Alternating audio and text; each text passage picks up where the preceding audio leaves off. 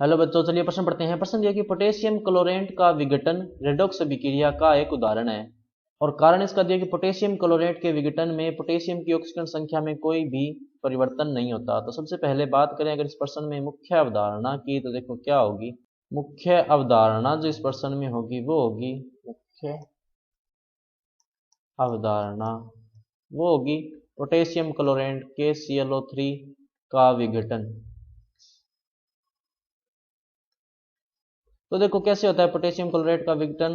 तो KClO3 इसका विघटन कैसे होता है, तो क्या बनता है यहाँ पर KCl प्लस O2। बात करें संतुलित अभिक्रिया की तो देखो इस तरह से होगी 2 2 3। तो यहाँ पर अगर अपने देखें तो क्लोरीन का जो यहाँ पर ऑक्सीकरण अंक निकल के आ रहा है वो क्या आ रहा है प्लस का 7। पोटेशियम का क्या, क्योंकि क्षार धातु है तो इसका तो क्या होगा +1 ही होगा। ऑक्सीजन का क्या होगा यहाँ पर -2।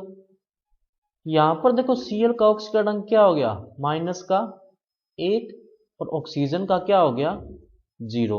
तो अपन देख सकते हैं कि ये जो अभिक्रिया है ये क्या है, रेडॉक्स अभिक्रिया है।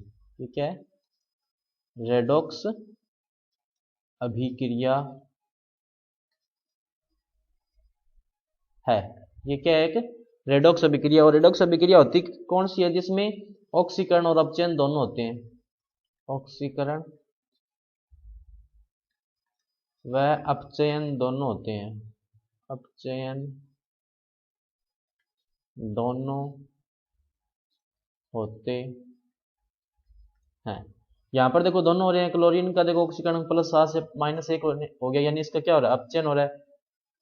ऑक्सीजन का ऑक्सीकरण जो था वो -2 से क्या हो गया 0, यानी इसका क्या हो रहा है ऑक्सीकरण हो रहा है। अब उसके बाद में दूसरा इसने कथन दिया कि पोटेशियम क्लोराइड के विघटन में पोटेशियम की ऑक्सीकरण अवस्था में कोई परिवर्तन नहीं होता। ये क्या एक सही कथन है, क्योंकि यहाँ पर भी पोटेशियम का ऑक्सीकरण क्या था +1, यहाँ पर भी क्या था +1, यानी कि पोटेशियम की ऑक्सीकरण अवस्था में कोई परिवर्तन नहीं हुआ।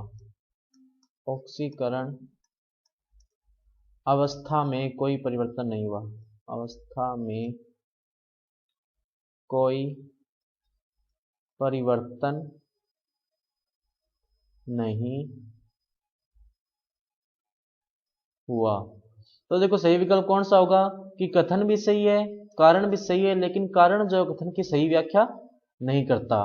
तो सही विकल्प कौन सा होगा, विकल्प नंबर बी। तो बच्चों ये था आपका उत्तर। मैं आशा करता हूं आपको समझ में आया होगा। धन्यवाद।